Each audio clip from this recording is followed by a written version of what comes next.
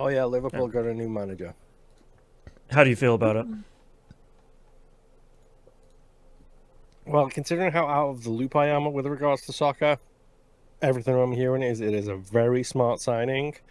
And he plays more like our previous manager, so less controlling and more bombastic forward attacking play. So Okay. I'm excited about that part, at least considering we spent 200 million on strikers last year. Right. It's all coming together. Yeah, that's right. Hey, fingers crossed.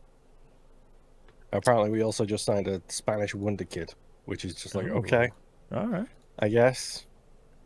World Cup's on, and apparently they sent the medical team out to the World Cup to do his medical so he could sign before anybody else tried to get any ideas. Dang. I was all actually right. going to tell you, it's like, well, the World Cup is being held in America, so you should ask an American about soccer-related stuff. That's right. I keep forgetting that it's being held here because nobody gives a shit. Yeah. Well, and the people who have been watching, I've seen like a bunch of like stuff on social media where it's like, I know you, and I know outside of the World Cup, you don't watch soccer, so why are you covering this now? Right. Why are you talking about this at all? Mm-hmm. Okay. Are you guys ready to get started? Sure. All right. Let's get started in 3, 2, 1. Welcome to a brand new episode of That Video Game Podcast, aka TVGP. I'm your host, Boston. Joining me as always is Moonpear. Hello. And the Nymph. Hello. Let's do a quick plug here for our Patreon page, patreon.com/E1M1 or E1M1.cash. Those ones are the numbers 1. You get exclusive, uncensored episodes like The Outcast, where we're talking about all the stuff that's happening around our lives. I have like a half a page worth of show notes for this week's episode. It's like a 40-minute thing here. It's a good one. Went on a ramble. Yeah, we had a journey. lot of stuff to cover. Yeah, we got a lot of stuff to talk about. You get early access to We Roguelike It and Critical Misses. At the $5 tier or higher, you get exclusive access to the Critical Misses production meeting and the Wayward Sons, the Supernatural TV show watchcast Moon and Nip are going through. All of that over at e1m1.cash. Those ones are the numerical digits 1. Real quick production meeting. I forgot to mention it last week, but we're delaying the recording of our Game Club episode by a week due to some scheduling stuff we had going on. So the Game Club recap episode should be out next week around this time. So yes, keep an eye out for that. All right, Moon, what have you been playing this past week? And would you like a numerical update first? Or Oh, do you I want would to love just go one, into yes. what I've been playing? Thank you for reminding I me. mean, do you have one? I do. It is 835640. Wow, okay. Nice. Nice work. So yes, I had a productive week playing my quote-unquote quick gamerscore games. Right. So this is going to be rapid fire. Okay. Because there's not a lot of this I'm going to want to actually put too much focus on. Sure. I talked about it previously. I wrapped up Cybertank, so that's all done and dusted. Okay. I'm almost finished with Inbento, the bento box making puzzle game. Right. That one's almost done. I started and finished Ballotron Galaxy, Okay. which is a top-down fire a ball across the screen to hit a different ball, physics-based game, puzzle thing. Okay. Kind of. That one is... It's a fine game if you like watching bright colored things bounce off one another. Boy, don't I. Like, yes. If you like playing with balls, this is the game for you. You got it. Don't write that down. I'm not writing Hands it are up down. here. That's right. That's right. It's fine. It's a physics based game, so it is kind of what it is. I had a decent enough time with it, but it is very frustrating because sometimes it's like, yeah, you didn't do this by 1 degree, so therefore now you're screwed. Sure, like the perfect Rube Goldberg machine thing didn't happen. Exactly, and like the video that you're playing out, you can see the effects of it where you're just like waiting for the green ball to bounce and hit the blue ball. That ends the level, and you've just got to wait until it does it, essentially. Right. Um, it's fine. It was a fun little distraction from the other games I played, which we'll get to the annoying one at the end. Um, let's see, we've got Legends Aligned, Minis in Conflict. Okay. I know some of the titles I come up with for these are insane. This one is a Tetris shaped, well, a shape-based puzzle game where you have to put the pieces into the shape with no squares left over, except you can't have the opposing forces touching each other, otherwise they fight and kick each other out of the spaces. So you have monsters who have to go in between the two opposing forces, but it's very Tetramino shaped kind of starting point. Right. So you'll have single squares, you'll have three squares, you'll have L shapes, Z shapes, all of that kind of fun jazz. Okay. But it's basically just put a bunch of things on the board and hopefully solve the puzzle. Some of this really frustrated me a lot because I just couldn't get in my head where some of these things were supposed to go. Right. But yes, it's a decent enough game. Again, very puzzly, so if you don't like puzzle games, maybe stay away from it. But I had a decent enough time playing it. Oh, okay. Bomb Bowling X is the next one. Okay. And this is high school me circa 1999 MS Paint drawings of a cat and physics-based puzzles where you have to knock down all the pins using bombs. Okay. There's a lot of puzzle games on these lists. It's very MS Paint, like I said. It reminds me a lot of growing up. I played like Contraption Maker or whatever it was called, where it was like you're making these kind of like, oh, the cat jumps at the mouse and it hits this thing and this thing falls down, and like the physics kind of take over to do one thing and the whole levels. Bulldog machines. Yeah, like it's sort of that sort of thing. That's kind of fun. Yeah, and that's pretty much what this is, except it's bombs with bowling balls and later basketballs. Right. But like the start of the game, it's very much a case of find the place to put the bomb and watch the physics take over kind of thing, which is what we're watching on the live version right now. Whereas towards the end of the game, it's like, hey, now you got 3 bombs. Oh, okay. I said 3 and then held up 4 fingers. I clearly can't count. Now you have 3 bombs. What are you going to do? And at that point, it becomes a much more like interesting game. And it's one of those games I don't even bother looking up guides for. It's like I'm old enough and smart enough to know how these things go. So then it just becomes a case of trying to solve the puzzles, which I genuinely did think it was some of the puzzles in it were very, very inventive. Other ones not so much, but some of them were very, very like cool to sit there and do the thing and watch everything happen. And it's like, yes, I'm a clever little boy.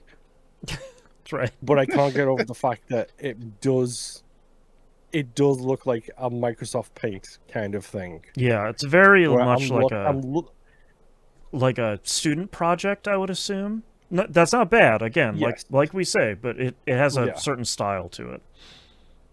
It looks like something that could have been made in a game jam kind of thing, and then it just got a quick release kind of thing. Right. But yes, Bomb Bowling X is fine.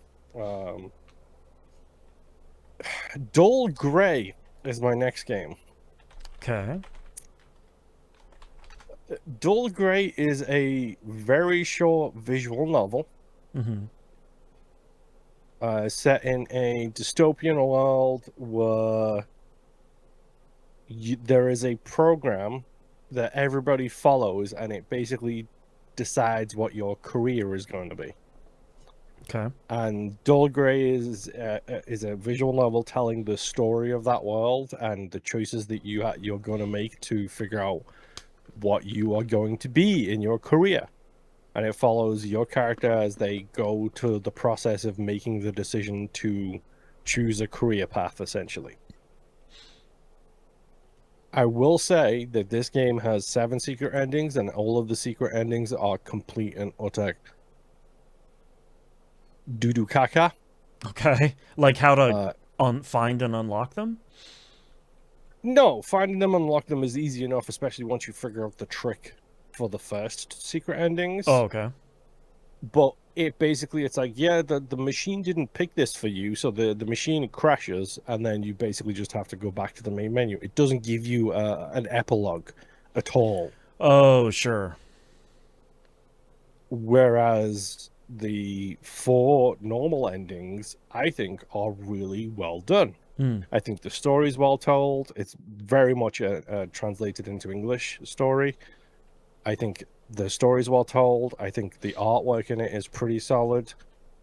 The epilogues are very, very heartwarming and tender, and it's one of those things that, just like Space Game Boston, we both love it. Citizen Sleeper. Thank you. The first Citizen Sleeper, like those epilogues were Right. chef's kiss, had me weeping in my chair kind of thing. These aren't quite as emotionally resonant, also because it's like an hour and a half long instead of 25 hours to get to that point. Right. So there's less time spent with the people, but I do think it's essentially a really well told short story. I would recommend it. Just wishlist it, get it for a couple of bucks, and then have fun with it. Apparently this is the second game set in the world with this program, so I need to go back and figure out what the other one is, because I'm genuinely interested in it now. But really solid, fun little short story visual novel thing that I genuinely had a good time with. That's cool. Dull Gray. Final game this week. Yes, dull gray. 2 words, dull gray, like the color. And the final game I played this week is Forza Horizon 6. So hey, they patched the Horizon Play achievement. Okay. It's not 700 hours anymore, but oh boy, is it still a grind, just like it was in previous games when they had this achievement in Is it now only a short 600 hours? It's probably... Oh, I knew I meant to do something in the pre-show. I forgot about it. I'll do it next week. It's a lot. A lot. I played it pretty much all of today, and I'm level 20. Well... So I have 80 levels to go. Okay. Oh, jeez. Another whole week of playing it, potentially, straight for all of every day, maybe? It's rough, dude. Like, rough. But the good news is the Horizon Play does have a spec series option, where it just gives everybody the same car, and you don't have to worry about, like, the car differences or anything like that. Oh, cool. You can literally... It's just about skill and a-holery. I was going to say, who you can throw in the wall first. That's right. Yes. As to whether or not you're going to make it through to the next kind of... how you're going to do. So I've basically just been sitting here listening to podcasts or streams or whatever, and like letting it just cycle through whatever. And it's like, okay, I'll do these couple of races, then go do the laundry, then do these couple of races and go do the laundry. Because during one of my breaks from the Horizon Play mode, I also did the jobs, and I now have the professional achievement, which is the one for getting all of the jobs, the maximum job level thing. Okay. That's a nightmare on so many different levels. Just it's too many. I hate it's too much. Same with the Horizon Play one. Yep. I think I found a new nomination for my 1 million gamer score achievement. Okay.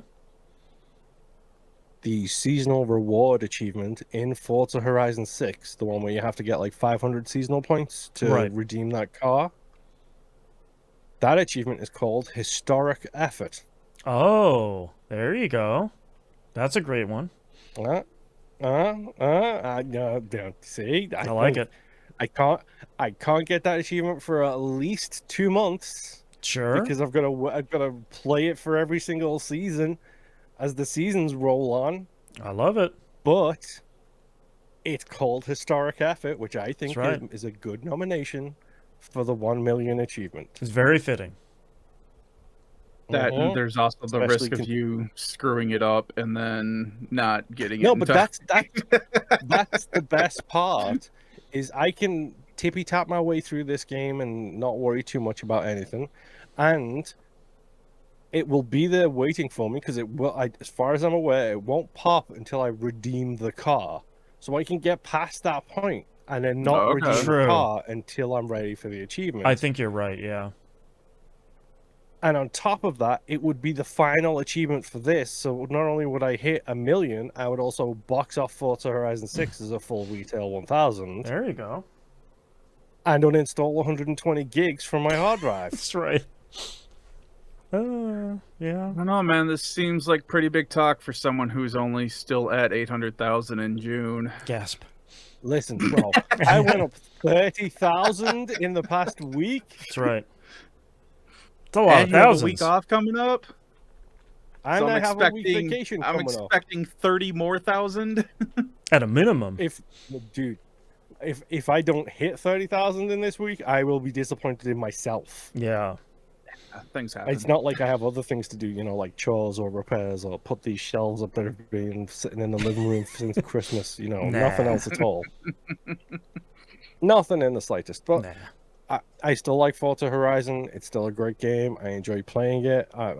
Boston, have you continued playing this now that you've hit your gold, or are you done? So I found something out about Game Pass that apparently if you go and deactivate and cancel your Game Pass subscription before your first month is up, they give you the option of, hey, you can just finish out the month and you'll keep your games, no big deal. You can keep access to it, or let's give you that $23 right back and you lose access to your games right now, and that's the option I chose.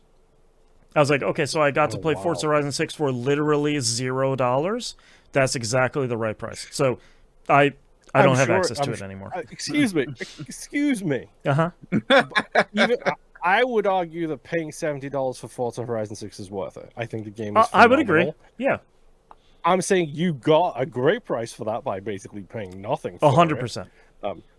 I bet you that doesn't work next time. No, probably not. Yeah, I want to play. I don't think they'll let me do it. But when this comes out to PS5, especially, are you gonna jump back in? Do you think? I probably will. Not only because my kid likes playing the Forza games, but also I forgot all about that. I'm curious. At that point, there should be at least the first big expansion announced, if not released. So, like, at that point, it might be like, okay, well, you can get back in, and you can play the game, and then there'll be whatever the DLC is, and then I'll do the, like, library sharing thing to my wife's PS5, and then everybody can play it at that point. So, yeah.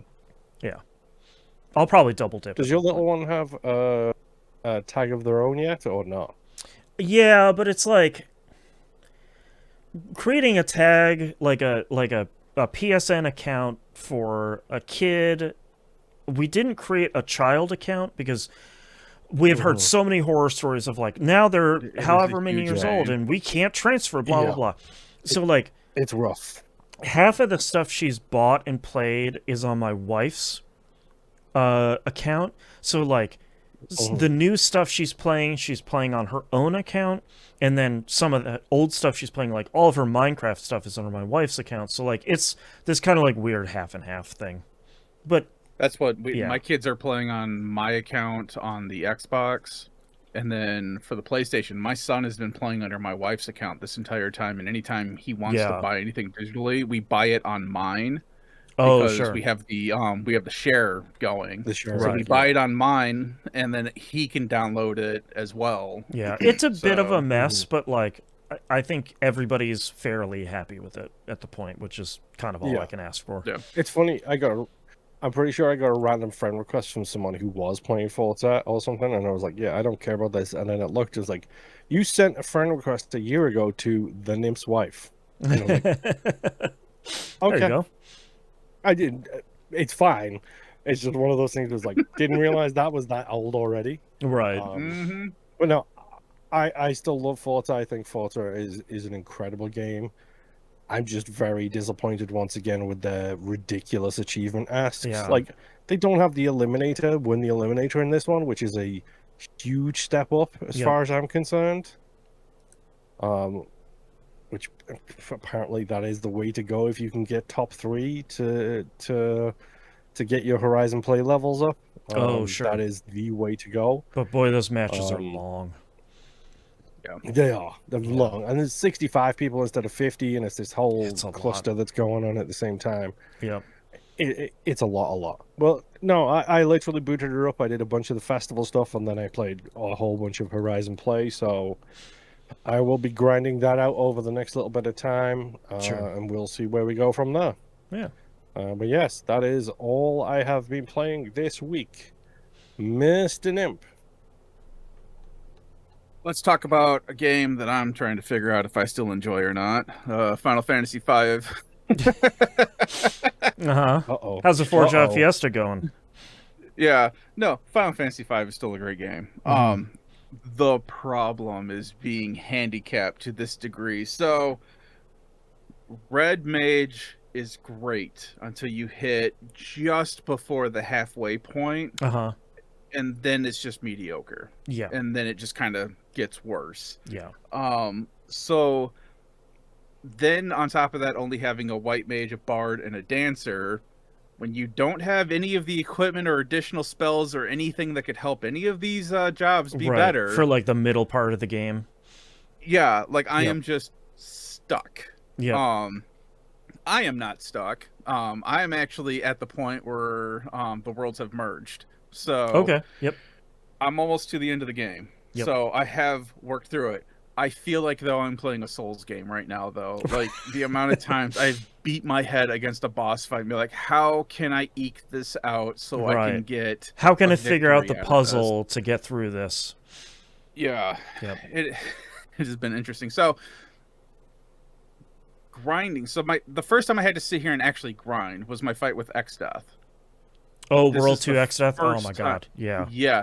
Yep. That is the first time I had to sit here and be like, all right, he is doing way too much damage. I cannot keep up with healing, even with a red mage helping out a white mage. Yep. And then I am just burning through MP just trying to keep people alive. I guess I'll have to go grind. So I found the underwater cave was where I was doing some grinding at. And there's 2 enemy types in there. There's like an iron dog kind of thing, and then there's I think they're called druids are the other monster type that are in there. They both give you a ton of XP, a bunch of job points, and a bunch of money. And so I was grinding those out, and the best thing about the bard is they have a skill or they have a song that can stop enemies for a certain amount of time. Oh my gosh. It works on a lot of things. Yep. However, against the druids, it was kind of being hit or miss on whether or not it was going to work or not. And I could hit 1, but I wouldn't hit 2. And these things would show up in like, there would be 3 of them, or there would be a dog and a druid. So it would get kind of hit or miss on this. Like, all right, cool. I leveled up to 43 after dealing with all that crap. Okay. Went up against Xdeath again, was able to beat him no problem. Took a very, very long time with my very sad DPS rating. Finally took him out. Like, cool. Story happens, your party gets separated, you're down to 2 party members, and the 2 party members I still had were my red mage and my bard, and we fought the antlion. One of the worst fights in this game.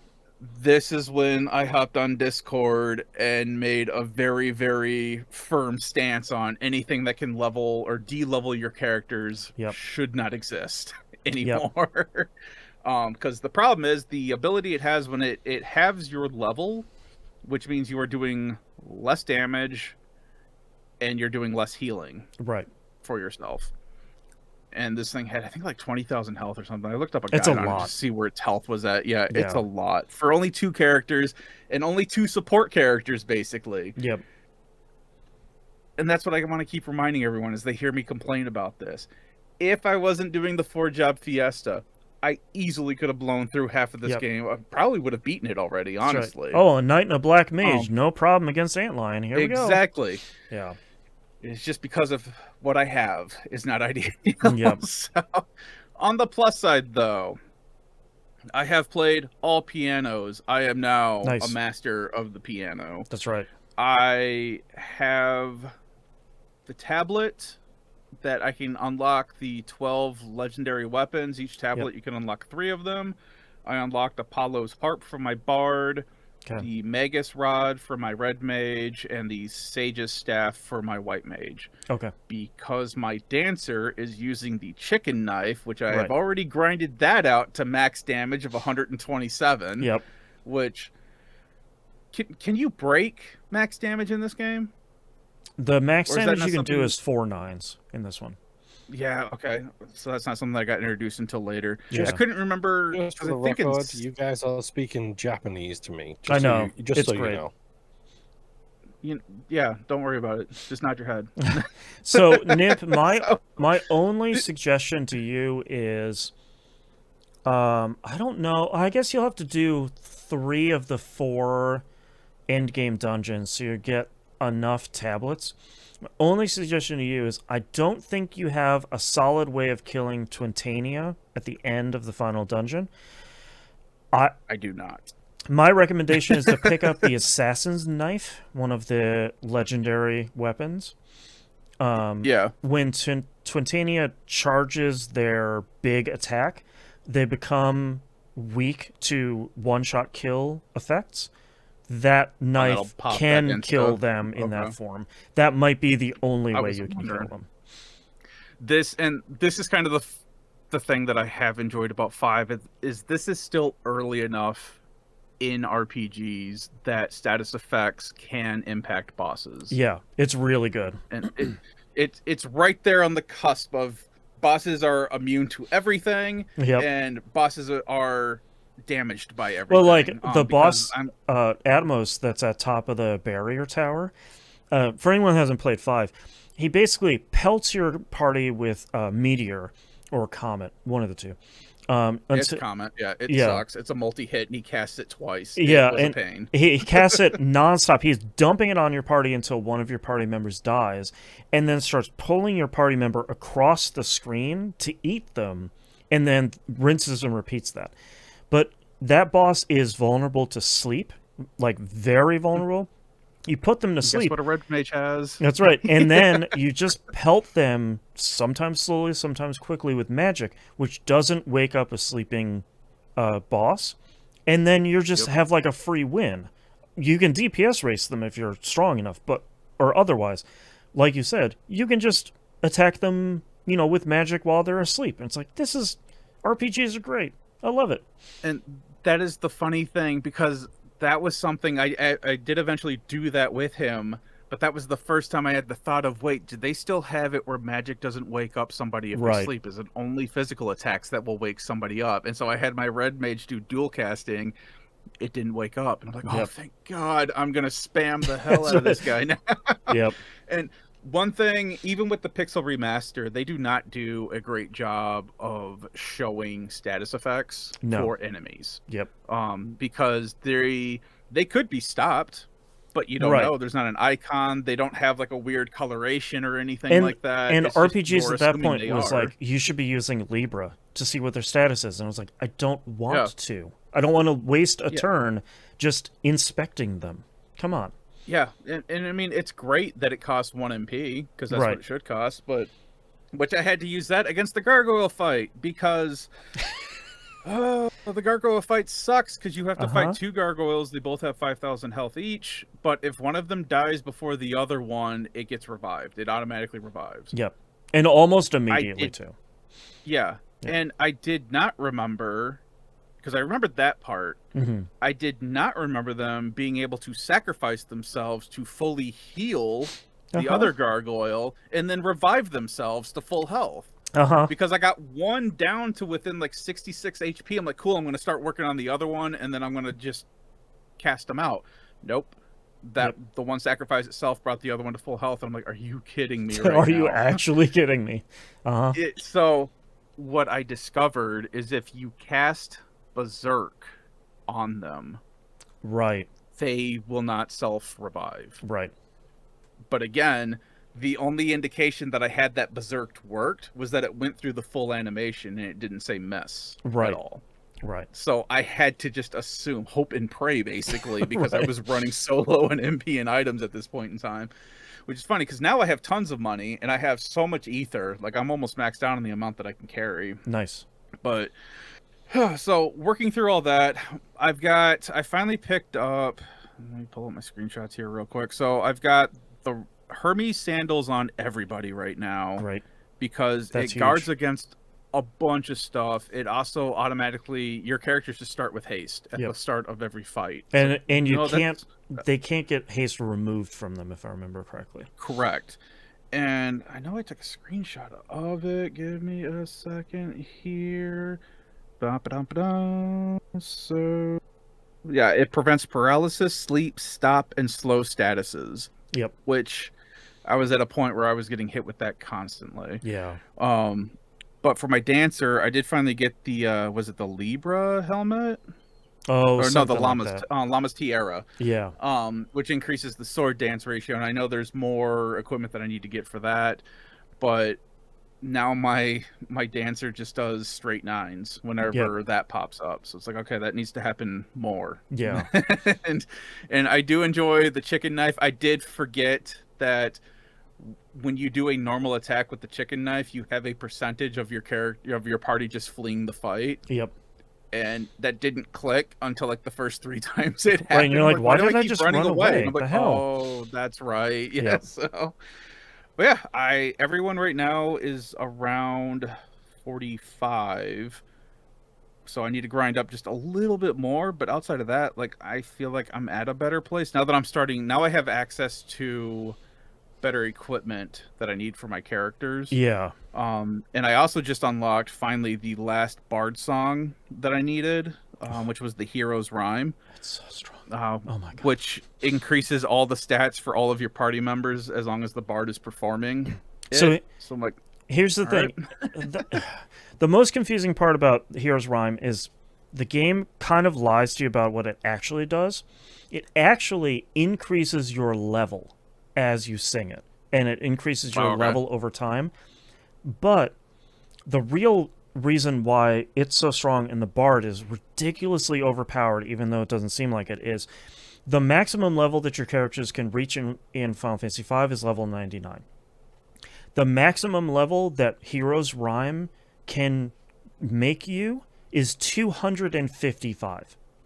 yeah, So is it 255? it can, and for the final boss fight, Phase 1 moves directly into Phase 2, so all of the buffs and bonuses you have in Phase 1 carry over directly into Phase 2, so you can start, if you get lucky, you can start Phase 2 with your characters at like level 150 and just smoke the rest of that game. Like, it's That's wild. what I'm hoping for. So I got to go build up a bunch of stuff for that and start grinding some more. But You'll gain a lot of levels in the final dungeon, because the final dungeon is really long and there's a lot of random boss there's a lot of boss fights, but there's a lot of random battles all throughout it, and you're gonna kind of naturally get a lot of levels through that.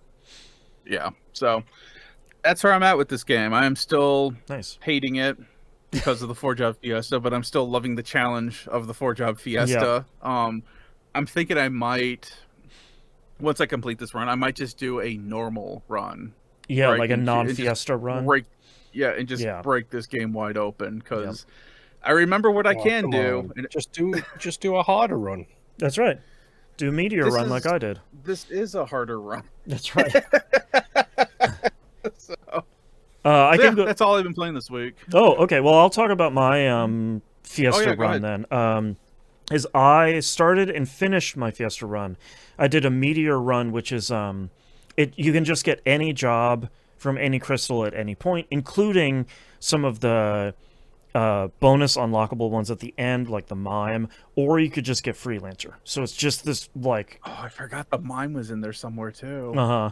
So you could just get anything. My party was chemist, red mage, thief, and ninja.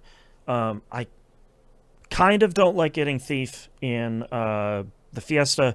It's really good for chicken knife though, because one of the later abilities that the thief learns is Mug, which, like in any JRPG, you attack and steal at the same time. Mug does not proc the flee effect from Chicken Knife. So it's just a free straight... a different ability. Yeah, just a free straight attack. I have not had a party in Final Fantasy V ever, if not for a long time, that I've had to lean so heavily on the chemist for, that I had to lean on this run. I completely forgot how broken the chemist is. They have two main skills. One is drink. You can kind of drink these tonics that you pick up through the game. None of them are very good whatsoever. That's not really the point here. But they can do mix, which is they can take two items that, and some of them are random, like regular items, like you can mix a high potion and a phoenix down, and that will turn into an item that revives your character and revives them with full health and full MP. So like they can take the kind of common things and turn them into really great stuff. Which is like Succubus's Kiss, which is I think it's a Maiden's Kiss and a Turtle Shell, I think it is. And it is essentially a super souped up version of Drain. So you're hitting an enemy for multiple thousands of damage and draining it to your character too. So you're hitting a boss for 5,000 damage and healing your character for 5,000. That carries a lot through a lot of boss battles. The thing that I didn't realize until the end of the game is a lot of people are like, oh, the Goliath tonic, which is one of the ones that they can drink, is really strong. It doubles your HP. And in the end of the game, that can turn you from 3,000 HP to 6,000 HP. And then there are certain other things you can mix that do damage based on your HP. Or some character skills will be like, oh, this does more damage based on the amount of HP you're missing. So, you know, if you're under 1,000 HP, you could be doing 5,000 damage, for example. What I didn't realize is I was struggling with the final boss, because the final boss, first phase is rough, but not... If you get lucky, it's not really... It comes down to luck. If you get lucky, it's really not that bad. The second phase, especially if you get unlucky, the boss is just dumping party-wide status effects and doing a ton of damage and, like, stopping and... Well, they're not stopping and slowing, because once you can get to the Phantom Village, everybody gets the Hermes sandals, and you don't have to worry about that. Yep. But, like, one of the boss's attacks kills your party member and turns them to stone at the same time. So you have to, like, revive them, and then they're revived, And then you but still stoned, and then you put, you know, a gold needle on them. I was struggling. This is what I miss about old Final Fantasy games. It's just how they play with status effects. Like, you guys think it's hard because they have 9,000 damage. No, you don't think it's hard until you've been silenced and blinded. Well, and it's like, you know, he hits... I never remember if it's Alchemist or one of the other spells, but basically it hits all of your characters with multiple status effects. So one character could be minied and poisoned and blinded. So it's like, okay, well, now I've used 3 separate items. Because I have a red mage, I can't use Asuna to just clear all of them. And also my red mage has been turned into a zombie and silenced, so that's going to be fun to get them out of. Yeah. But I was having a hard time with the boss of like, God, I have the damage output, and I have the magic lamp, so I'm killing one part of the boss outright. One of the 4 final things. Go get the magic lamp, by the way, if you haven't gotten that yet. Just go look it up. I already grabbed that. Okay. And I was like, God, if I just had... I don't want to go grind. Like, I can just turn it to times 4 XP and grind for an hour and just get into a good spot. I don't really want to grind. I want to... What I like about the Fiesta is the boss fights turn into puzzles, rather than turning into, like, over-leveling for the majority of them. I want to solve the puzzle rather than just get to level 60 and then just wipe the floor with the boss. What I didn't realize is there was a chemist mix that would allow you to double any of your party members' HP. And then there's a chemist mix to just apply protect and shell on a party member. So between the two of those, every one of my party members was like had 6,000 to 7,000 HP. They're hasted. They have protect and shell on them, and I just walked through that boss. Like that was enough to the boss would be like, "I'm gonna do my big attack," and it took like a quarter of my health off, and I was like, "Okay, cool, thanks, man. Like I'm just gonna heal up real quick and just keep fighting you." That hurts my feelings because I know that boss is going to hit me with that attack, and then I'm going to be struggling to get everyone back up to hell. Yeah, so it's that kind of fun thing of like, how do you take the party that you've been given and break and manipulate the game as much as you can to kind of leave you in a good enough position to kind of win without grinding or without doing all of this stuff. Sometimes, like we were just talking about with World 2 X Death, sometimes you just gotta grind. Sometimes your party is just like, yeah, man, you just need to get to this level to get enough HP or enough MP or whatever to just get through it. And I think it's really funny too that it's like, oh yeah, X Death is weak to holy. I'm like, cool.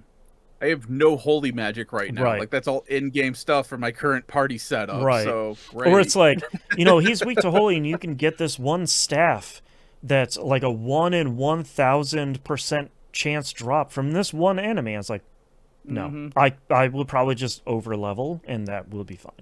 That's probably a better use of my time. Yep.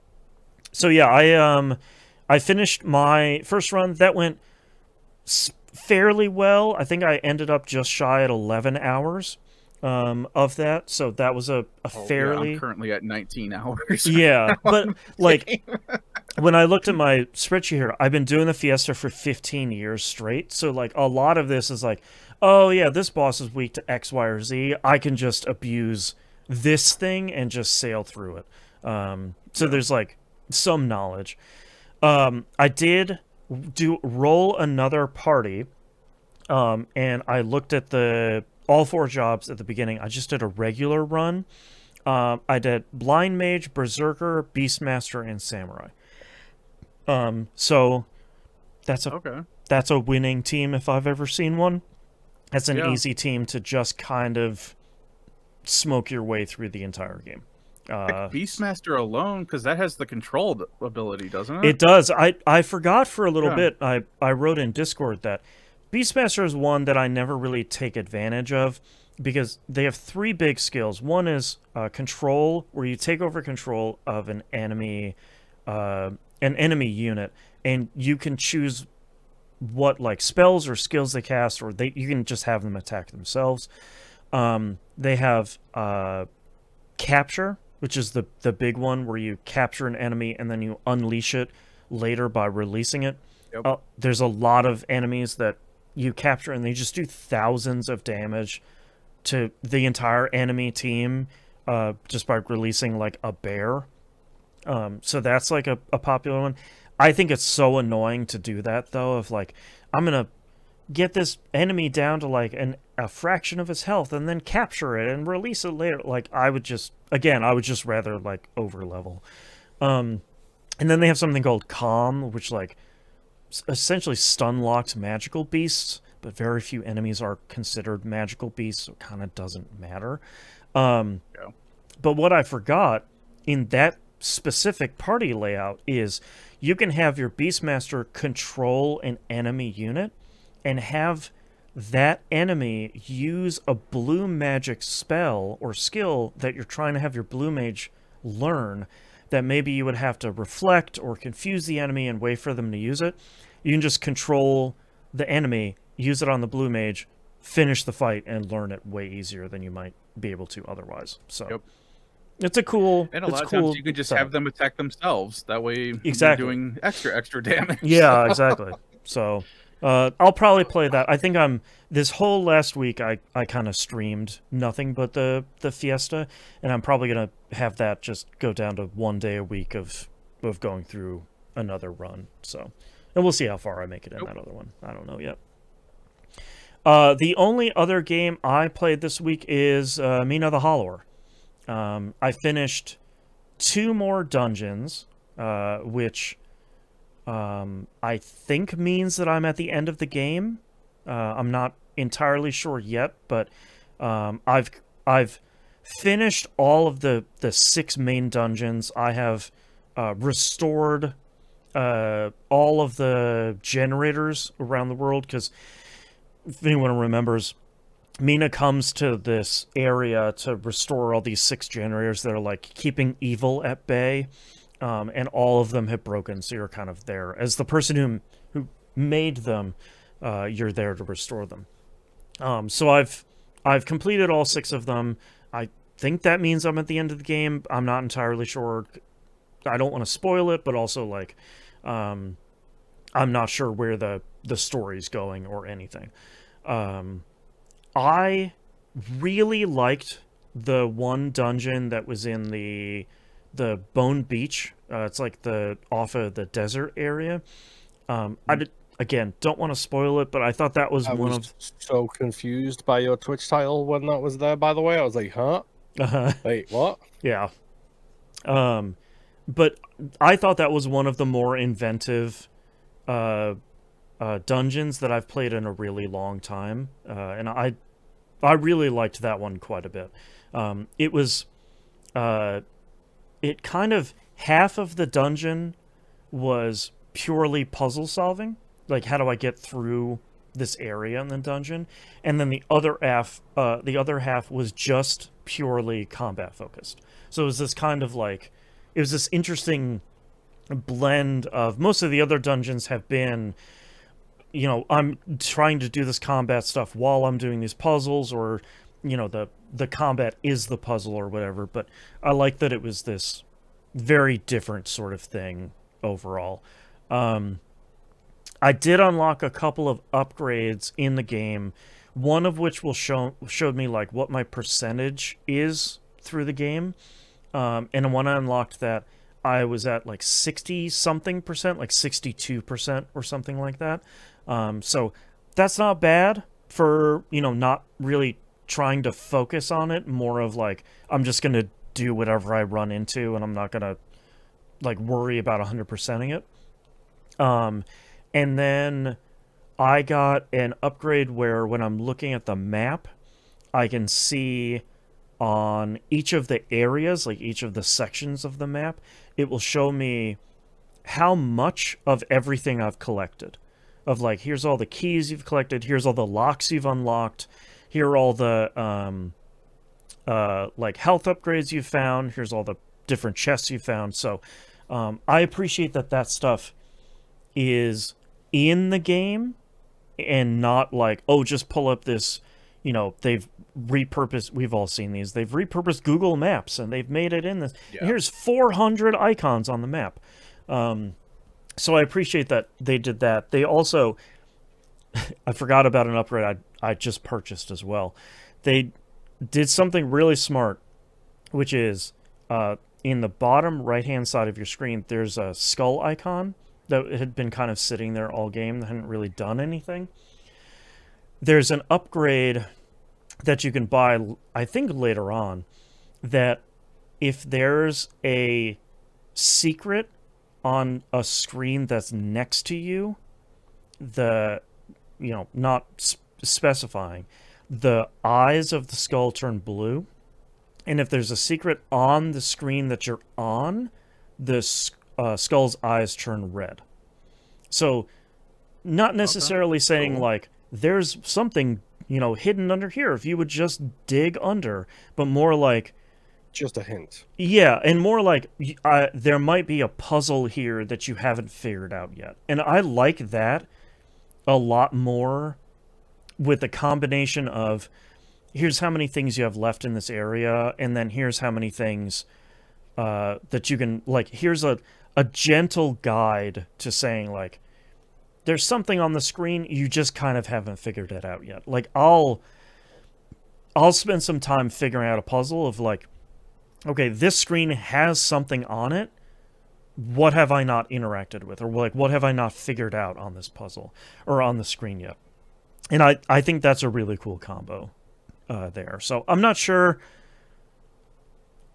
I think the next time I play it, which I think will be tomorrow, I'm assuming is the end of the game. So I'm not sure how much I'm curious to see what percentage I end up with when I finish the game. I'm not sure yet if I'm going to go for 100%. I'm not sure what that means. But I might try New Game Plus because there's a trophy that says like, oh, complete the game again in New Game Plus. That might be fun. But I definitely will not go for the platinum in this game for sure because some of those trophies are unhinged. Finish the game in under 4 hours. Okay, that's not so bad. I'm sure you can optimize that. Finish the game in under an hour. It's like, well, that's probably more times I would want to play this game than I would think. If I remember correct, that might not be the exact trophy. But one of them is like, finish the game with 100% completion. All right, that's fine. One of them is like, finish the game with less than 1% completion. And I'm like, well, that's okay. I did that on, what was that 360 2D Metroidvania Shadow Complex? I think it was. Yeah, I think Shadow Complex is right. Yeah, I did that one where it was like finish it in under, it was like 13% completion. It was something crazy. Something like that. I did that and I was like, that game was like just long enough and I was like just obsessed enough with that game at the moment to be like, yeah, I can go through that and I can do that. But I think with this game being kind of like long enough and full of enough stuff, I'm like, I don't know if I have it in me anymore, truthfully. Yeah. And then a lot of them are like the super annoying ones of like hit 4 enemies at the same time in one attack with this weapon. It's like, I don't care. I genuinely don't want to do it at all. But I am still really enjoying it. I just know it's a lot like Silksong, where like the one trophy I think I have left for Silksong to get the platinum is like finish the game with 100% in under 20 hours or whatever. I'm sure I could do that at some point. Speedrun achievements. Yeah, and I'm like, I don't want to. I know at this point, I would hate the game if I went to go get that. And I don't want to hate a game I genuinely really love. And I feel like that would be the same case for me with Mina of like, I could go get these. I'm sure they're all more than doable. I just really like this game and I don't want to kind of ruin it for myself by trying to go for all of it. So I won't be doing that. And there's something kind of freeing about that. And I appreciate that. Welcome to my world of not caring about achievements or trophies. Yeah, and there's like something about it that I kind of appreciate, but like I would rather. I'm feeling very positively about myself that I am not. I can recognize when I love a game and I'm reaching the end of me playing it. And it's like, I can recognize I'm going to finish this game and I'm going to have a great time the whole time, but that's where it needs to stop. And then I don't want to like go so deep into the game that I kind of start disliking it. Because we've played games like that where it's like, okay, I could just, maybe I'll do the extra dungeon or maybe I'll fight the secret boss or whatever. And it's like, okay, cool. It's just 30 hours to grind or gather up all the materials or do this. And by the end of it, you're like, I hate this game. Like I should have stopped when I liked this game and I hate this game now. So not get to that point. All right.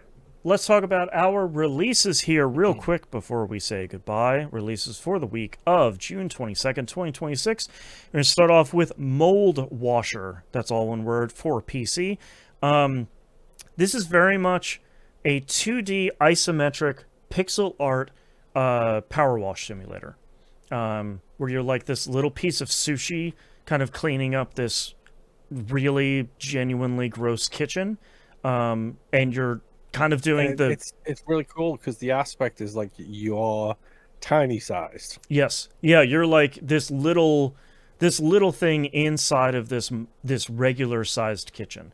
So it looks really cool. I had not heard about this game before this before I was doing the show notes here, but it looks pretty cool. And I think we've seen a lot of games that are like Power Wash Simulator or like a lot of these simulator games, but those are typically like first person 3D games, and I don't know if I've seen a game like this that's that kind of 2D pixel art kind of isometric perspective. So Yeah. I think that's cool. I don't know why it's a piece of sushi either, but I like it. I think it's fun. Why not? Yeah, exactly. Maybe they just want to be prepared correctly. That's right. So that's called Mold Washer. It's coming out this week on PC. Next up is Deltarune Chapter 5 coming out on PS4, PS5, Series Console, Switch, Switch 2, PC, and Mac OS. Look, you're not coming to us about Undertale or Deltarune. I don't go here. These are not my games. I just want to let you know, yes, we know a very large release is coming out this week. I don't know. I haven't even finished Undertale, nevertheless Deltarune. So like go with God. Deltarune fans. That's what I'm saying. I'm here to support you in your love of these games. I've never even loaded Undertale. I enjoyed a lot of it, of what I played. I just got to a point in the game where I was like, I think I'm okay stopping here. And I was okay with that. So that's coming out this week. Next up is Abyssus. It's coming out on PS5 and Series consoles.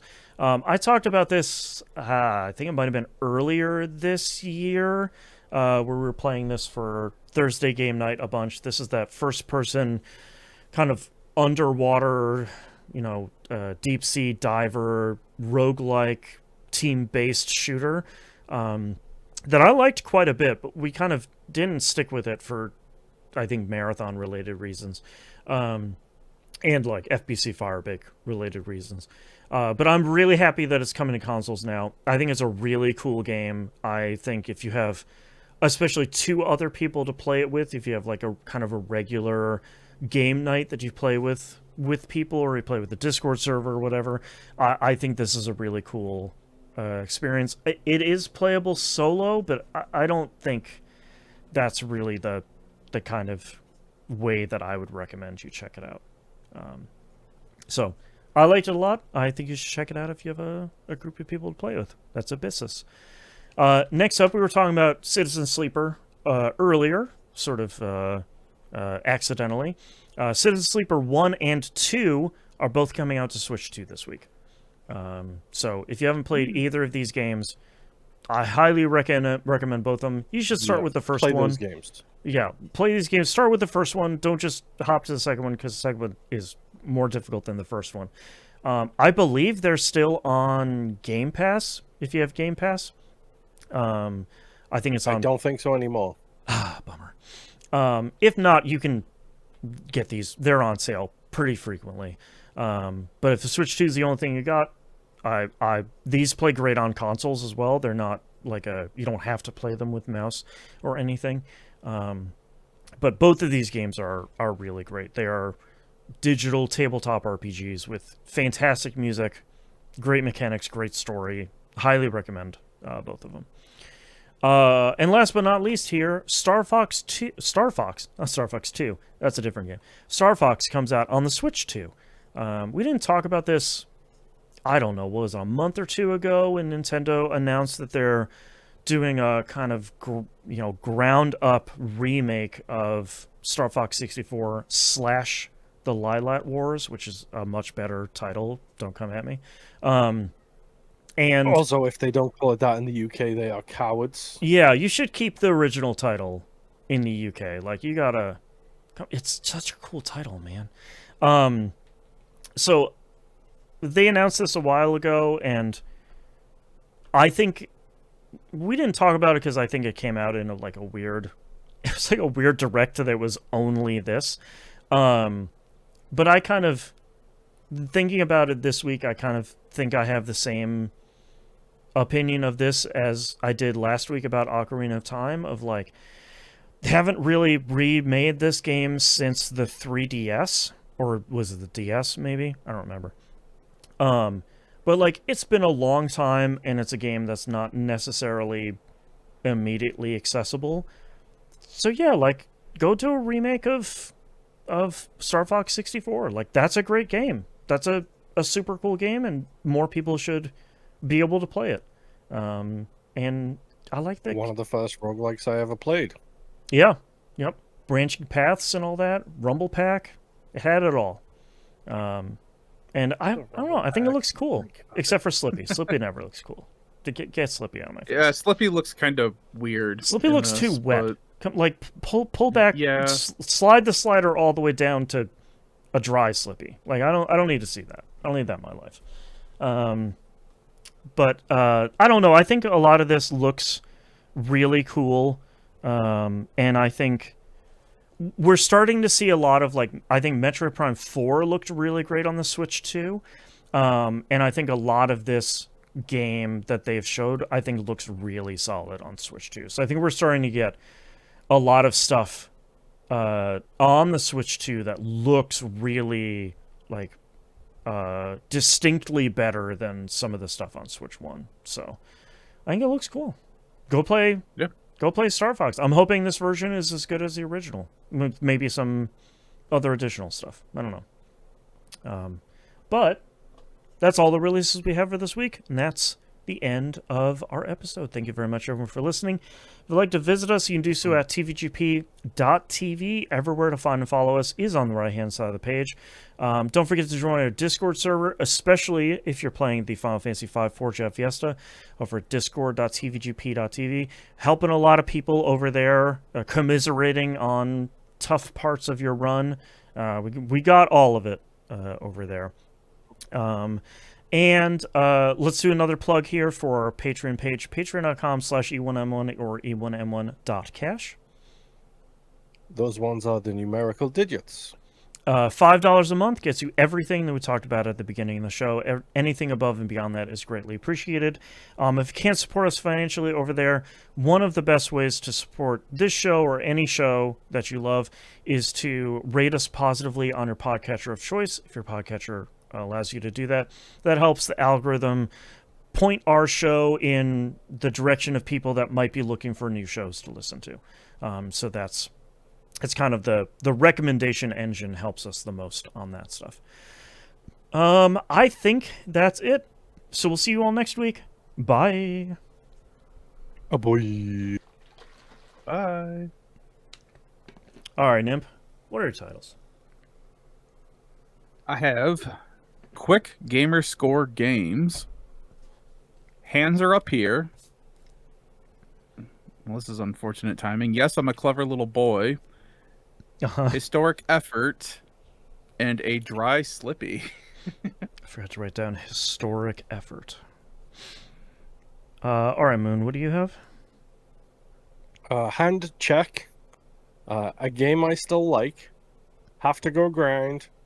Just nod your head. Do a harder run. Just a hint. I was going to say just the tip, but I avoided saying that myself. I appreciate that. And marathon-related reasons. I have I'm old enough and smart enough. I'm a clever little boy. A Dry Slippy, and Historic Effort.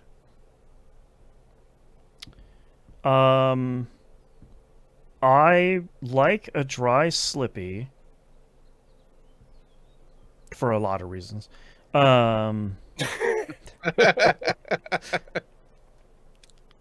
are the ones that are standing out for you guys? Or is that one fine? I'm pretty much good with wherever, so that one's fine. Okay. I'll circle it. I'm ready to go. Oh. I'm ready, and I hope it doesn't get edited out of the actual recording. Okay. Let's get started in 3, 2, 1. This is That Video Game Podcast, episode 974 for June 22nd, 2026. a dry Slippy. They're supposed to be moist. That's just too much processing power. All right, thanks everyone for listening and watching. We greatly appreciate it. We'll see you next week. Bye.